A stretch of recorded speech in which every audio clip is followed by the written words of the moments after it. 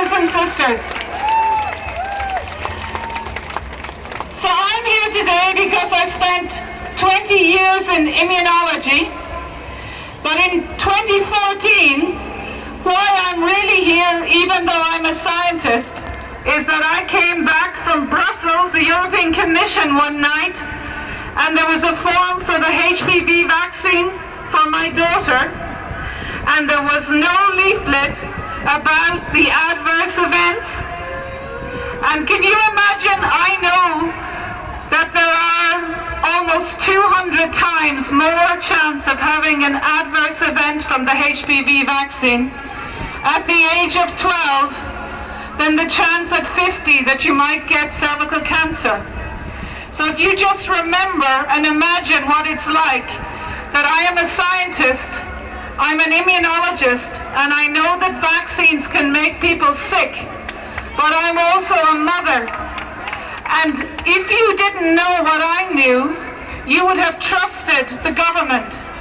You would have trusted the doctors. You would have trusted the regulators and the media. And why we're here today is that I can tell you they have breached that trust. They put out a leaflet to say that vaccines have been safety tested. Have they been safety tested? No! They tell you in a little leaflet the only thing that's going to happen if you get vaccinated is a little swelling. Is that true? No! You can get multiple sclerosis. You can get juvenile arthritis. You can get anaphylactic shock. You can get allergies. And when I've been talking to the parents, there's about 12 different autoimmune diseases you can get, and the girls that get them, they get all of them together. So that we're here, is anyone here a parent? Is anyone here an aunt, an uncle, a cousin? Is anyone here a grandparent, a neighbor? We are here to say that the truth will win out. They can't keep hiding it. The truth will win out. So what's really going on? I want to say about this coronavirus, I've just finished a report I've been working on for 2 months. And I want to honor about 20 people in Ireland, including one of the barristers here today, Martin, and all the people at home like Howard and Tracy and Dave and Fintan, they all know who they are, and Eamon, because we have come together because we've been working for the doctors and the Department of Health and the General Register's Office and the Chief Statistics Office, and not me but other people have been using this notice of liability. And we were writing to the doctors, Department of Health, and saying, who is signing the death certs? Okay, because to solve this problem, this is a global problem, you have to actually lay the problem down at an actual doctor who is a person, or the minister, or the Prime Minister in Ireland, Micheál Martin, or Boris Johnson. So we were writing in saying, who signed the death certs? And the doctors were saying, it's not us, go to the Department of Health. The Department of Health was saying the General Register's Office. But it turns out in Ireland the responsibility lies with the coroners. And those coroners, there's an act, and if they don't do an autopsy and they don't do their job and question a diagnosis of COVID-19, the coroners can go to prison. And the crime is malfeasance. And in the UK, it's 10 years in prison. So also, all of you, if you're a parent and your teacher is saying that your child has to be tested for temperature, your child has to wear a mask, your child may have to get a vaccine without permission, then you can actually charge the teacher. You can put a notice of liability this weekend, and if they do it, you can hold them to account. So you can write your own notice of liability or search for one. It's very simple. If you, teacher, are putting a mask on my child, I will do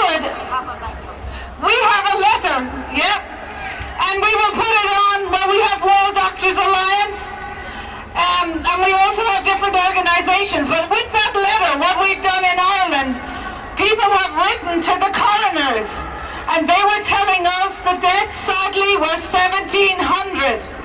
But we have been writing since May. And now in the last week, the Chief Statistics Office in Ireland has come because we laid the responsibility at their door.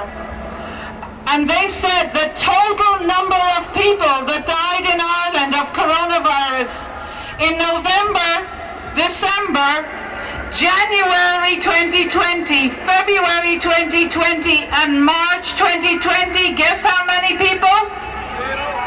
Zero! Zero! Zero! So all of this legislation, this public health emergency that Boris has brought in, and Matt Hancock, and Priti Patel, who's going to call the police if you have 7 people in your back garden, it's all based on a public health emergency. How can you have a public health emergency if 0 people die? 0. And what I would be saying to you is, Ireland and England, Wales and Scotland, we're all in the same region. So the coronavirus peak is between December and April. If nobody is dying, official statistics, then the legal basis of the public health emergency is not there. End the lockdown. Freedom and truth. Freedom and truth. So what we have to do to end this, all of you are here. So one of the things, the main things you have to do is to imagine a world where politicians actually did what they were supposed to do and make our lives better. You imagine that? Remember the politician that you might have admired? And then in your mind's eye, you have to say, well, we are going to register for elections, and you are going to stand for election, or you're going to build a network of people from your county here today. And or the other thing you can do is with your MP, get 500 people to sign and recall those members of Parliament. Recall Boris Johnson. Recall Matt Hancock. Recall Priti Patel. You have the power to do it. And you don't have to, one message is, don't waste your energy on trying to wake up people, because there's a Native American expression, you can't wake up people that are not asleep. You can't wake up people. So that principal knows that it's wrong. The restaurant owner knows it's wrong to track and trace you. The good police here on duty, they know in their hearts and souls what they're doing is wrong. And it's simply not good enough. It is not good enough for a restaurant owner to say it's the guidelines. It's simply not good enough for a teacher to take the temperature of a child, to force them to wear masks, because they are psychologically undermining them. Where are the doctors?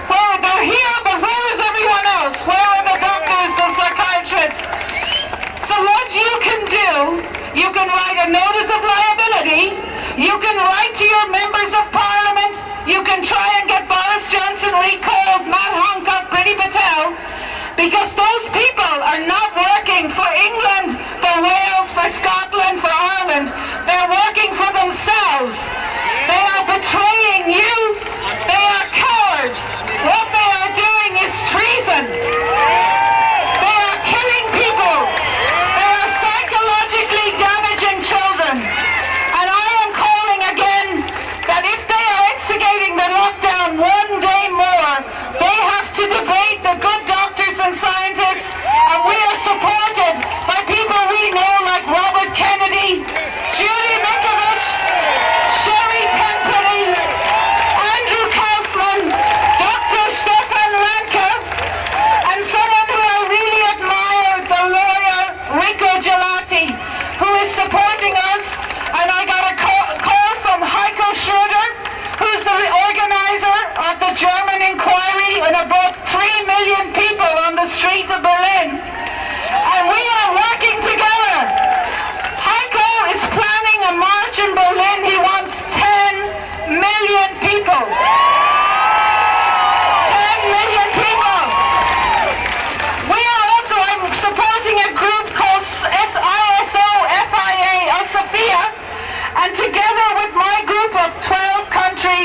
we now have over 30 countries, including Ireland, the UK, Germany, Argentina, Uruguay, Peru, Mexico, New Zealand, and we are working together to share information.